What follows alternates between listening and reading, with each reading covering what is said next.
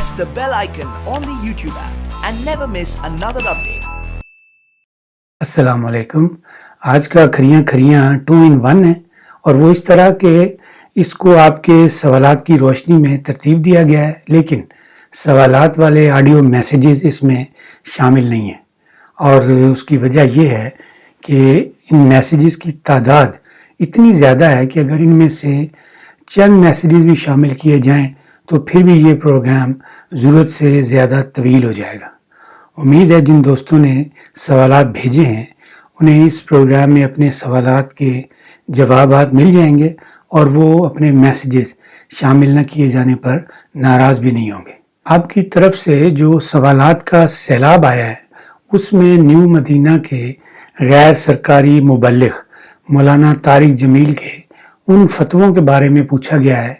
जिनमें इमरान नियाज़ी को तो पाकिस्तान का वाहिद ईमानदार और सच्चा इंसान बताया गया है और पाकिस्तान की बाकी सारी आबादी को इस फहरिस्त से खारिज कर दिया गया है।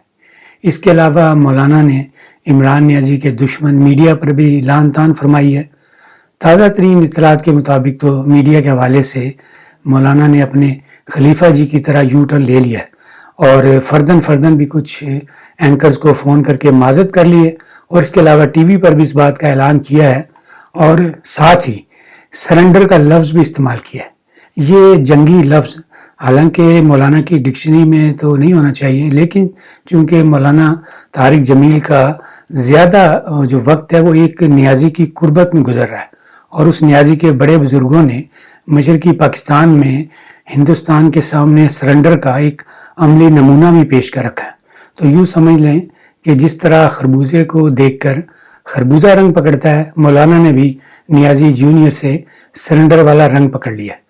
और फिर चंदा ट्रांसमिशन में जो उन्होंने गोलाबारी की थी पूरी कौम पर और सहाफ़ियों पर, उसके फ़ौरन बाद ही सरेंडर कर दिया। मौलाना तारिक जमील ने ख़वातीन के हवाले से भी नाज़िबा गुफ्तगू की है, लेकिन चूँकि ये पाकिस्तान का सबसे कमज़ोर तबका है इसलिए मौलाना ने अभी तक इन ख़वातीन के सामने सरेंडर नहीं किया। लेकिन अगर जर्नैली तबके से ताल्लुक़ रखने वाली ख़वातीन ने या फिर बन्नी गाला के हुजरे में मुकीम पीरनी ने इस हवाले से आवाज़ उठाई तो आने वाले दिनों में आप ये भी देख लेंगे कि हुरों के नक्शे तकसीम करने वाला ये मजहबी जो आर्किटेक्ट है उनसे भी माफ़ी मांग लेगा। आप लोगों को इस बात पर भी एतराज़ है कि मौलाना ने ये क्यों कहा कि इमरान को उजड़ा हुआ चमन मिला, जबकि हकीकत तो ये है कि पाकिस्तान की मईशत के आदाद शुमार बता रहे हैं कि इमरान नियाज़ी ने जब वज़ीर आज़म वाली नौकरी का चार्ज लिया तो मुल्क की हर लिहाज से सूरत हाल बहुत बेहतर थी। इस हवाले से मेरी तो यही गुजारिश है कि आप मौलाना तारिक जमील को इतनी संजीदगी से ना सुना करें। उन्होंने जो कुछ भी कहा उन्होंने एक वज़ीर आज़म की मोहब्बत में कहा है और ये तो आपने सुन ही रखा होगा कि जंग और मोहब्बत में सब जायज़ है। मौलाना इस वक्त न्यू रियासत मदीना के गैर सरकारी ब्रांड एम्बेसडर हैं और ये इनकी ड्यूटी में शामिल है कि वो इस ब्रांड को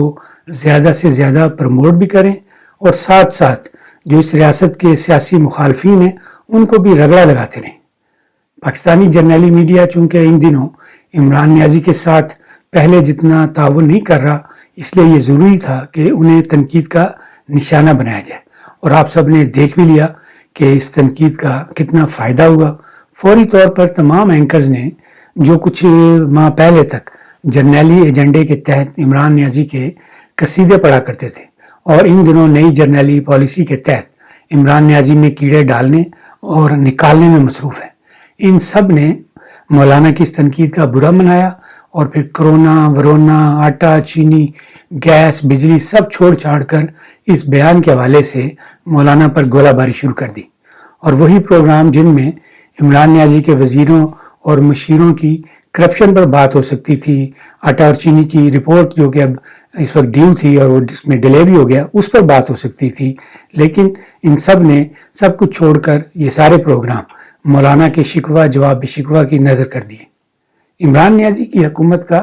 तरीका वारदात ही यही है कि मीडिया में कोई ना कोई ऐसी शुरली छोड़ दी जाए जिसकी वजह से लोगों की तवज्जो असल मसाइल की जो है उनसे हट जाए और इस दौरान ये गैंग जो है अपनी लूट मार जारी रख सके। ان کی یہ جو پالیسی ہے اب تک بہت کامیاب ہے،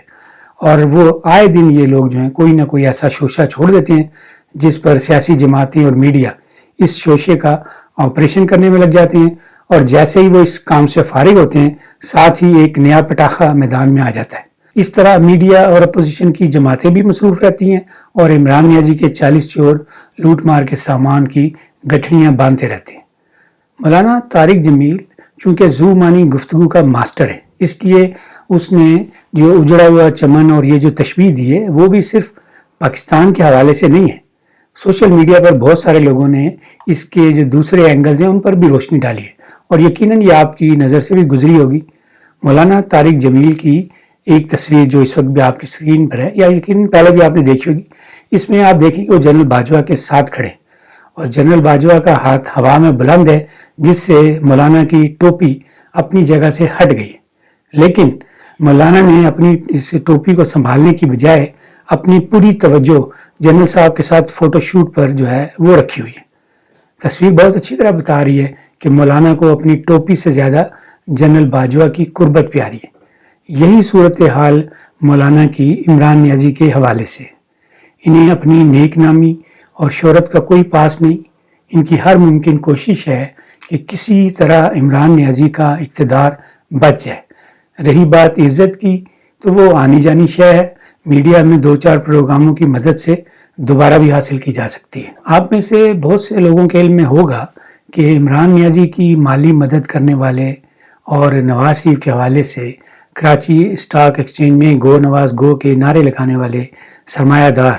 موٹے موٹے پیٹوں والے سیٹ جو تھے وہ مولانا کے متاثرین میں سے ہیں، اور مولانا گاہے بگاہے ان لوگوں کی کوٹھیوں میں جا کر ثواب دارین تقسیم کرتے ہیں،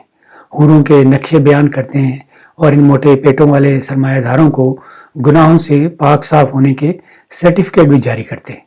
ان سرمایہ داروں کا کراچی اسٹاک ایکسچینج سے زیادہ سرمایہ عمران نیازی کی حکومت پر لگا ہوا ہے۔ ان لوگوں کو خوف ہے کہ اگر ان کا گھوڑا ریس سے باہر ہو گیا تو ان کی عمر بھر کی کمائی لٹ جائے گی، اس لیے یہ لوگ بھی مولانا کی مدد سے یہ کوشش کر رہے ہیں کہ ان کا لنگڑا گھوڑا نہ صرف ریس میں رہے بلکہ اس ریس میں دوسرے گھوڑوں سے آگے بھی ہو۔